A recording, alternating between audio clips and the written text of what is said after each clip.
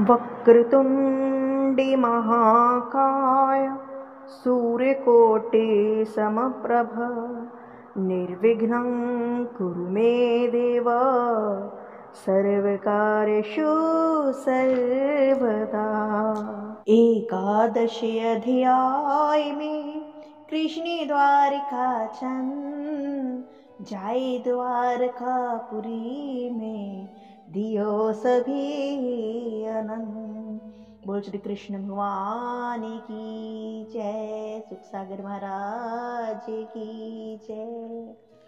तो राधे राधे दोस्तों, भक्ति सागर सोनिका चैनल में आप सबका स्वागत है। और आज हम आपको सुनाने जा रहे हैं एकादश अध्याय प्रथम स्कंद सुख सागर से।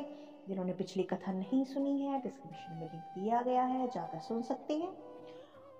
अभी भगवान कृष्ण द्वारिकाधीश पांडवों को उनका राजपाट दिलाकर कौरव पांडवों का महायुद्ध जो कुरुक्षेत्र में हुआ था उसको विराम हो चुका है, समाप्त हो चुका है वो। और उसके बाद राज्यपाट युधिष्ठिर जिन्हें संभाला, 3 यज्ञ किया, अश्वमेध यज्ञ। और उसके बाद अभी भगवान कृष्ण अपनी द्वारिकापुरी में पधारे हैं। तो आइए देखते हैं कि वहां का कैसा माहौल है, ज्यादा देरी ना करते हुए। और द्वारिका वासियों द्वारा भगवान कृष्ण की स्तुति, क्योंकि जब वे बहुत दिनों बाद घर में आते हैं ना तो खुशी होती है। तो इसी तरह से द्वारिका वासी खुशी है भगवान कृष्ण के घर लौटने में। तो चलते हैं ज्यादा देरी ना करते हुए। श्री कृष्ण चंद्र नंद कंद के समृद्ध अनंत देश से चल द्वारका के निकट यदुवंशियों का विषाद शांत करने योग्य 5 जने शंख बजाया, जिसका श्वेत रुद्र भगवान की अथर ललाओं से लाल हो गया। जगत के भय नाश करने वाले शंख की ध्वनि सुन कृष्ण दर्शनाभिलाषी प्रजा कृष्ण चंद्र का आगमन जान सम्मुख चली कि भगवान कृष्ण आ चुके हैं। और कृष्ण चंद्र को बड़े आदर सत्कार से भेंट दी, जैसे कोई सूर्य नारायण को दीप दान देता है। भगवान तो आप अंतराराम पूर्ण काम है, निज लाभ से नित्य प्रसन्न, पतन से अत्यंत हर्षित हो, गदगद कंठ से मधुर वचन बोले, जैसे रक्षक पिता से बालक मीठे बोल बोलते। हे नाथ, ब्रह्मा शिव सनकादिक देवता इंद्र से नमस्कृत कुशल की इच्छा वाले परम आश्रदायक, जहाँ काल का समर्थ नहीं, ऐसे आपके चरण कमलों को सदा नमस्कार करते हैं। हे विश्व भावन, हम सबकी उत्पत्ति आपसे है। तुम ही हो माता भ्राता, तुम ही पति, तुम ही पिता हो, तुम ही सदगुरु हो, तुम ही हमारे परम देवता हो।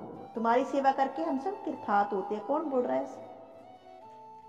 द्वारिकावासी बोल रहे हैं। और स्वर्गवासी देवताओं का तो दूर से दर्शन होता है प्रभु, लेकिन आप तो हर वक्त हमारे सदा मन में रहते हैं, हमारे पास रहते हैं। हे अंबुजाक्ष, हे च्युत, अब आप हस्तिनापुर को अथवा मथुरा को अपने इष्ट मित्रों को देखने को पधारते हो, वैसे में करोड़ों वर्ष के समान लगता है। क्योंकि जब कोई प्यारा अपने से दूर जाता है ना, ऐसे लगता है बड़े दिन हो गए। तो अब ऐसे द्वारिकावासी बोल रहे हैं भगवान से। अनुग्रह की दृष्टि से देख देख कुशल क्षेम भूजते भूजते द्वारिकापुरी में भगवान प्रवेश कर रहे हैं। और अपने समान जिनमें बल ऐसे मधु भोज दशा अहर कुकुर अंधक यादव जैसे भोगवती की नाग रक्षा करते हैं, उसी भांति वे द्वारकापुरी की रक्षा कर रहे हैं।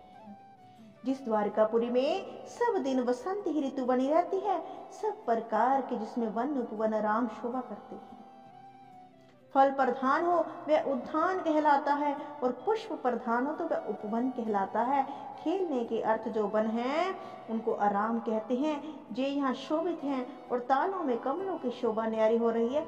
हर तरफ बहुत खुशहाली है, बंधन बार बंधे हुए हैं, बहुत सुंदर सजावट हुई हुई है। जहाँ जहाँ झंडे फहरा रहे हैं, और महामार्ग छोटे मार्ग दुकानदार हैं, सब स्वच्छ हैं, झाड़े बुहारे हैं। भगवान आए ना, सुगंधियों का जल छिड़का हुआ है, फल पुष्प अक्षत दुर्वा जहां तहां बिखर रही है। मंदिरों के द्वार द्वार पर दधि अक्षत चंदन पान सुपारी कलश धूप दीप शोभा दे रहे हैं। देवकी नंदन का आना सुनकर महाबुद्धिमान वसुदेव क्रूर उग्र सेन अद्भुत प्रकर्मी बलराम ये सब आए इनसे मिलने। उनके पुत्र भी आए हैं, प्रद्युम्न चारु गजेंद्र। हर्ष के कारण शयनासन भोजन त्याग कर सब भागे हैं कि देवकी नंदन आ गए हैं। जामवती के सूत आए हैं, ब्राह्मण मंगल गा रहे हैं, शंख बजा रहे हैं, भाई राजा वापस आया है अपनी नगरी में। ब्राह्मणों के वेद पाठ का गंभीर शब्द हो रहा है। रथ पर बैठे भगवान को देख नमस्कार दंडवत कर स्तुति करने लगे। सभी बड़े बड़े यादव थे, कृष्ण से भेंट कर अत्यंत प्रसन्न हुए और शस्त्रों वैश्याएं दर्शन के लिए रथों पर बैठ बैठ कर आए, जिनके सुंदर सुंदर कपोलों पर कुंडल अद्भुत शोभा दे रहे हैं। भगवान कृष्ण जी ने गुणियों और पूर्ववासियों को आता देख यथाविधि आदर सम्मान किया।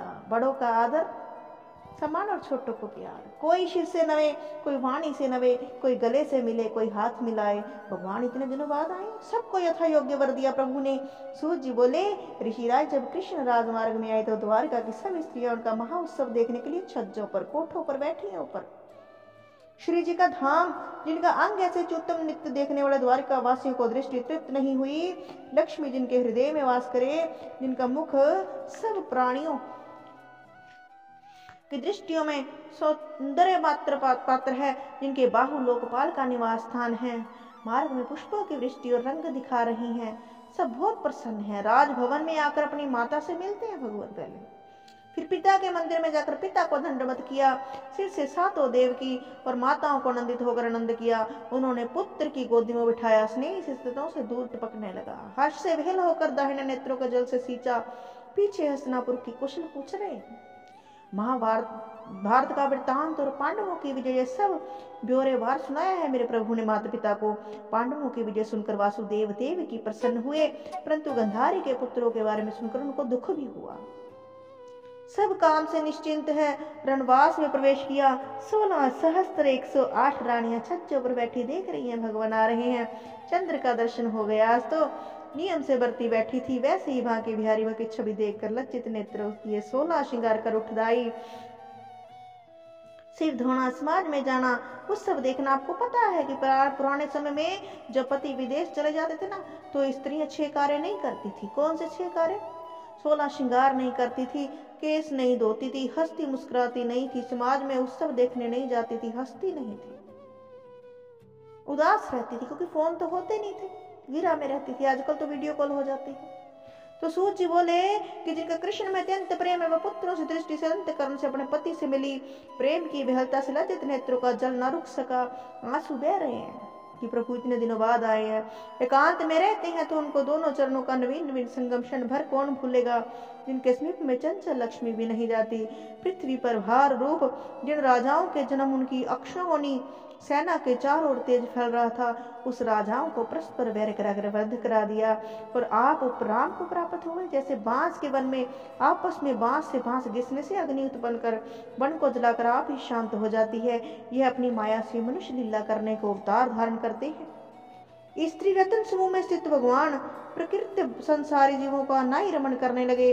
जिन स्त्रियों के गंभीर अभिप्राय, मनोहर भजन, सुंदर लाज महादेव जी ने मोहित होकर अपना धनुष त्याग कर, ऐसी वे स्त्रियां कृष्ण चंद्र जी की इंद्रियों को वश करने के कपट भाव से समर्थ न हुई। कृष्ण ने लोग अपना दृश्य, अपना साथी, अपना मित्र मनुष्य ही मानते हैं। वे आदि पुरुष अविनाशी कृष्ण किसी का संग नहीं करते।